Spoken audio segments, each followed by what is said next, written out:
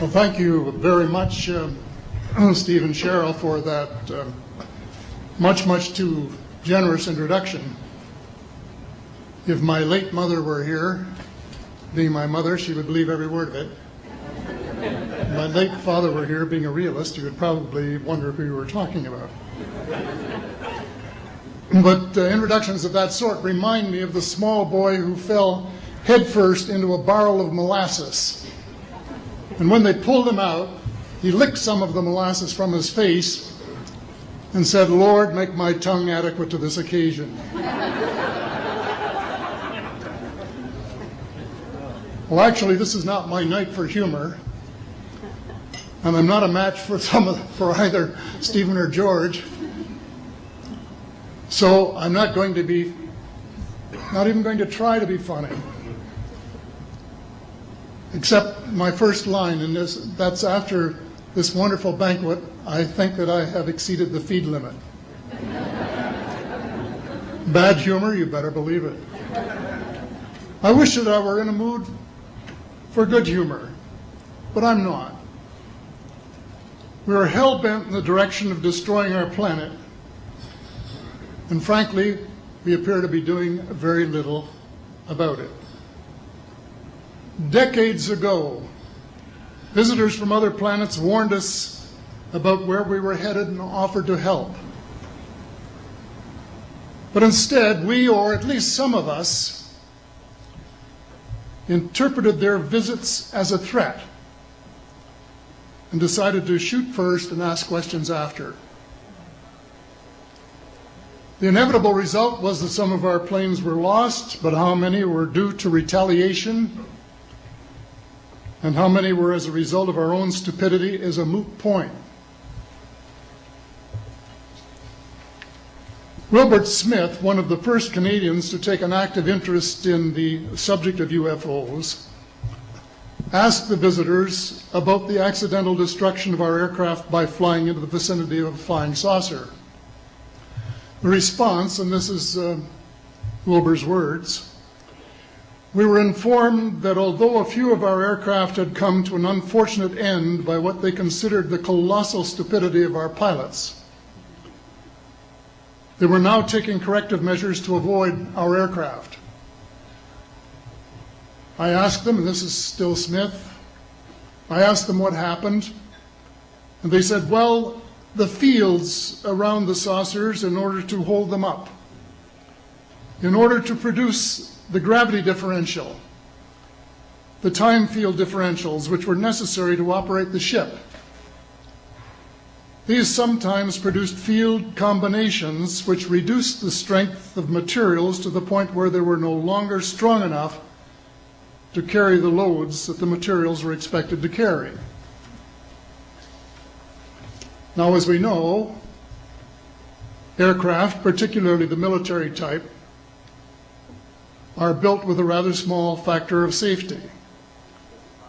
And in these regions of reduced binding, the materials are no longer strong enough to carry the load, and the craft simply comes apart. And when I read that, I was reminded of the late, great soprano Lily Pons, who used to smash crystal goblets with her high C. She would direct the sound at them, and something in the sound waves would change the structure of the glass, and it would fly apart. Well, this didn't satisfy our military chiefs, who must have thought that it was more important to secure American nuclear superiority, even though using it would result in the annihilation of us all, than to take the hint and start moving the planet back from the brink of global disaster. They, the military, must have been and still are so paranoid that they feel it necessary to use the visitors' technology to fight them off, rather than welcome them as partners in development, though they may have seconded a few renegades to assist them in what can best be viewed as diabolical developments. Stephen has said that talking about UFOs is passé, and that we should be talking or limiting our talk to exopolitics. Well, Stephen, I agree with you in theory, but in reality we have a problem when official U.S. policy insists that UFOs don't exist. The veil of secrecy must be lifted, and it has to be lifted now, before it's too late. It is ironic that the U.S. would begin a devastating war, allegedly in search of weapons of mass destruction, when the most worrisome developments in this field are occurring in your own backyard. It is ironic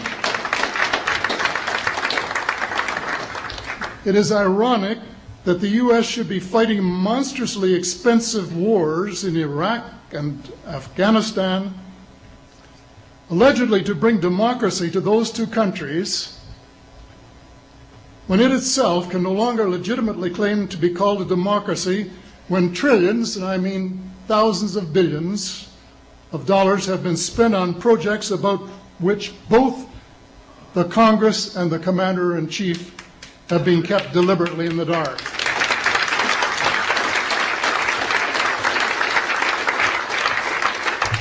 How much has been accomplished in 60 years of feverish activity by some of the most educated minds in the United States?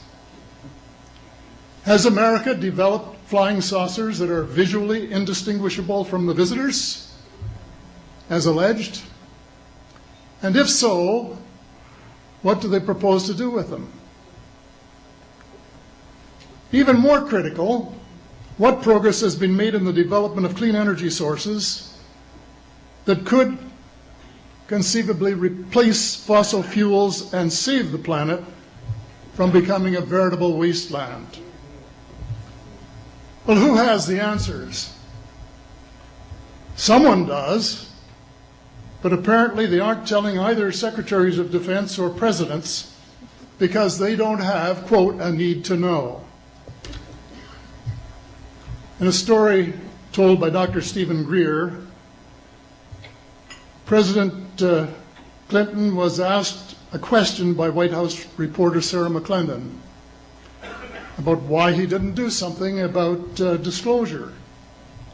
And Clinton replied, "Sarah, there's a government inside the government, and I don't control it."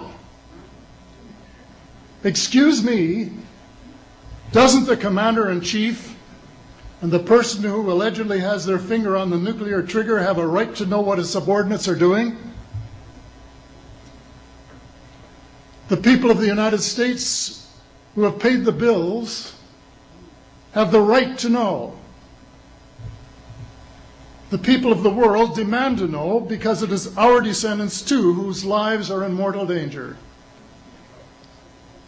It is time for the people of the United States to launch a new war against the evil of lies, deceit, and darkness, and go all out to win the victory of truth and transparency and light. Thank you.